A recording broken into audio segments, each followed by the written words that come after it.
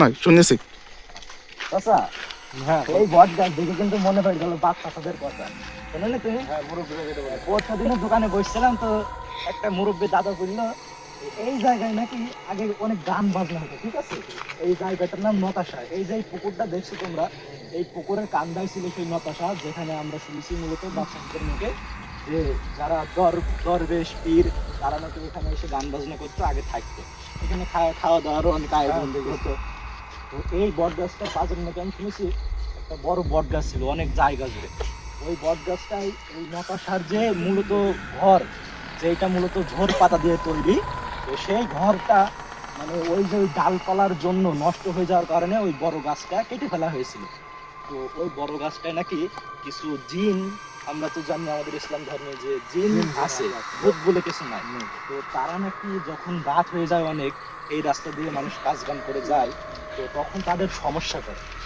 তো এই সমস্যাটা করার কারণে এইখানে আমরা শুনেছি আমার দাদাদের মুখে যে একটা আঙ্কেল, মানে গ্রাম্য ভাষায় যেটাকে বলে একটা চাচা, এখানে চার দোকান দিয়েছিল যাতে মানুষের সমস্যা না হয়। রাত ঘুরে যারা কাজে যায় তারা নাকি অনেকবার জিন বা গ্রাম্য ভাষায় যেটাকে বলে অশরীরী তাকে দেখা যাচ্ছিল। এবং এই যে এই দোকানটা, সেই চাচা নাকি এখানে মানুষের মানে সমস্যা হবে না বলে, যেহেতু তার উদ্দেশ্য ছিল দোকানটা দেওয়ার লোকজন থাকবে, তো সেই চাচা নাকি একদিন দোকান বন্ধ করে যাওয়ার সময় তাকে ধরে তার দুইটা পা মানে পঙ্গু করে দেয় ওই সেই অশরীরী।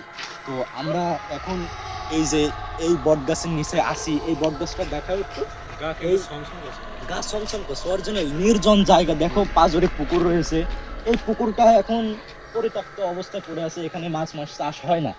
এই যে পাজরে আবাদ ঘাট রয়েছে, এই যে সেই বেল গাছ আমাদের, তো এই বেল গাছের এখানেও নাকি শুনেছি যে আগে অনেক জমজমাট ছিল, সেই বেল গাছটা এখন আর নেই, যাদের জমি তারা কেটে ফেলেছে। আচ্ছা, আমরা তো কিরাম হচ্ছে ব্যাডমিন্টন খেলে আসলাম, তো আমাদের সেই ছোট ভাইরা কই? ছোট ভাইরা আছে, তাদের তো সমস্যা হতে পারে। আমাদের ছোট ভাইরা এখনো এসে পৌঁছায়নি, তো আমরা তাদের জন্য একটু ওয়েট করি। পানি খাবা? পানি খাবা? তোমার বললাম যে র্যাকেটটা তো কম না, অল্প করে খেলো। না ওই যে কল আছে, কল আছে। কলটা খেছো তো? কলটা খেছো? কলেও তো পানি নাই। আসলে মূলত এখানে অনেক দিন যাবত পরিত্যক্ত অবস্থা আছে এই জায়গাটা, তো সেই জন্য এই কলে আর পানি নাই। আচ্ছা রেপাত, এই বট গাছটা মানে আরেকবার লাইট মারো তো।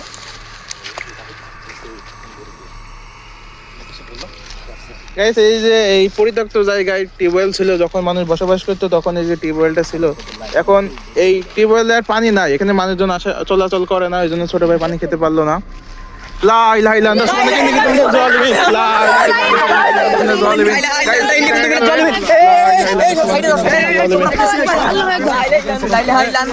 জালিমিন।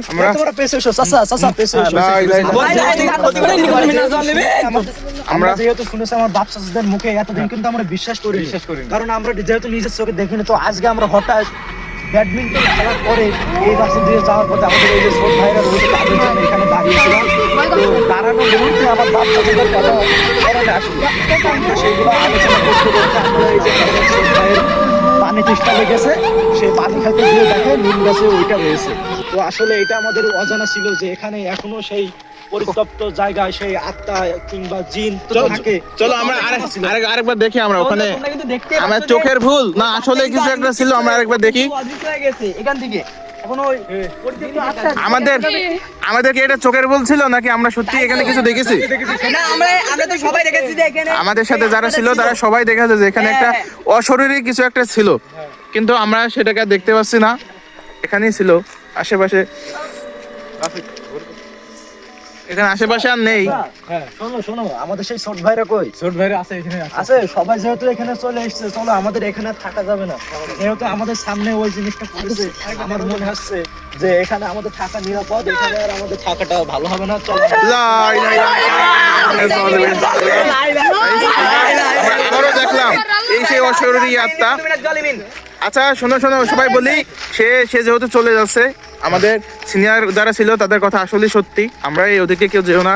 এই বেকার সরাতুল, আমরা আমাদের সিনিয়র যারা, যে আমাদের রাফিদ এই ছোট ভাই যা বলছিল, আসলে আমরা কিন্তু আমাদের সিনিয়রদের কথা কিন্তু উপহাস করে এসেছি, কিন্তু আজকে আমরা সরাসরি এই যে যা দেখলাম এই নিম গাছ, এটা এই যে আজকে ব্যাডমিন্টন খেলার পথে যদি দেরি না হতো আমরা এই জিনিসটা দেখতাম না। তো এটা দেখার পরে আমরা আমাদের পূর্বপুরুষ যারা আসলে আমাদের জিন্দের কাহিনী বলেছে, আমরা সেটা আসলেই এখন আমাদের মানতে বাধ্য, আর কিছু করার নাই। তো আমরা এখন আমাদের ছোট ভাই যে যারা ছিল সবাই চলে এসেছে, আমরা এখন বাসার দিকে রওনা হব। সবাই দোয়া করবেন আমাদের জন্য। আল্লাহ হাফেজ।